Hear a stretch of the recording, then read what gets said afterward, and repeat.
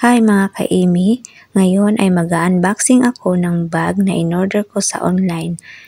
This is from TikTok. Naghahanap talaga ako ng bag na tulad nito. Matagal ko na itong gustong bilhin kaya lang nagbayad pa ako ng mga utang. Nakakaloka! So ito na nga, umpisahan na natin ang pagsipat-sipat na mga bahagi ng bag na ito. Kailangan pag bumili tayo, ipakita natin sa mundo, sa tao. Charot. Kailangan talagang ganon. May ganon, ipakita sa mundo, sa tao. Grabe ba? So, ayan na. Syempre, bago natin ipakita yung bag, kailangan tanggalin muna natin yung mga basura na nakalagay dyan sa loob.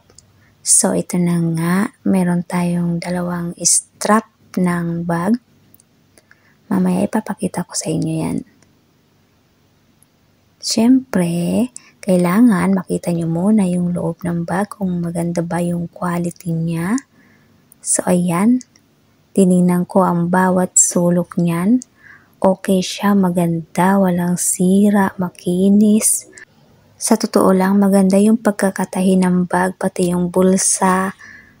At saka yung mga strap niya, yung mga tahi ng strap niya talagang pulido.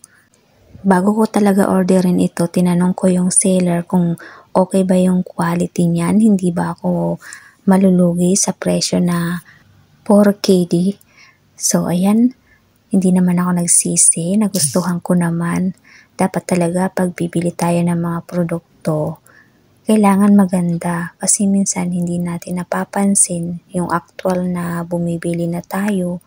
Yung mga tahi, may tastas, may busbos. Nangyari yan sa akin isang beses kaya simula nang nakabili ako noon, kailangan bubusisiin ko muna yung mga tahi.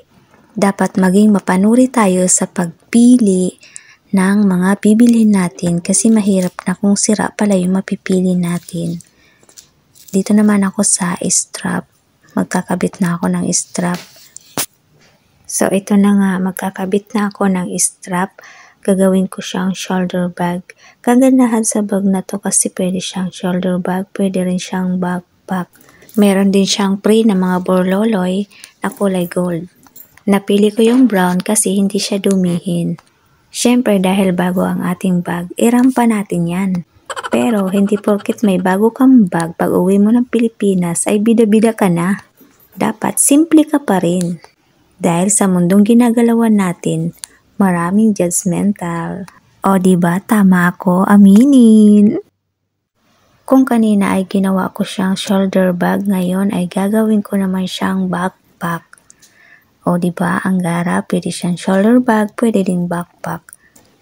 Ito na nga, magkakabit na naman ako ng strap niya para gawin natin itong backpack. Ayan guys, malapit nang matapos. Super duper cute talaga ng bag na ito. Pwedeng lagyan ng mga abubot, ng mga makeup, ng cellphone. So ayan na nga, ginawa ko na siyang backpack.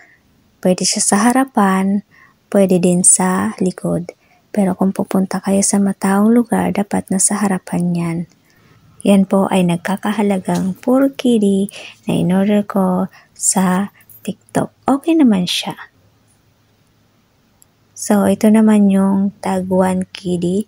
Kailangan kasi kung order ka, eksaktong 5KD, free delivery na yon.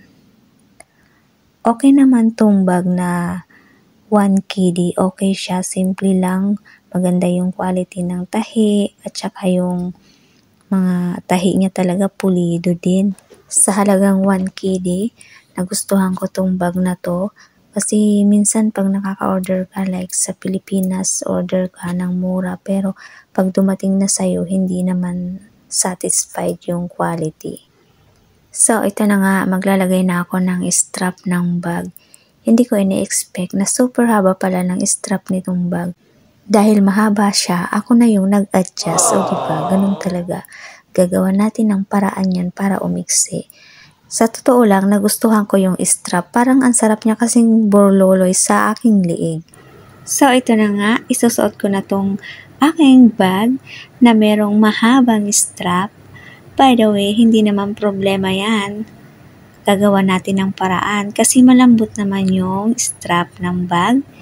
Pwede natin siyang itali doon sa dulo para maayos siya at hindi mahaba. Ikaw na ang bahalang mag-adjust kung gusto mo ng super iksi, katamtaman lang.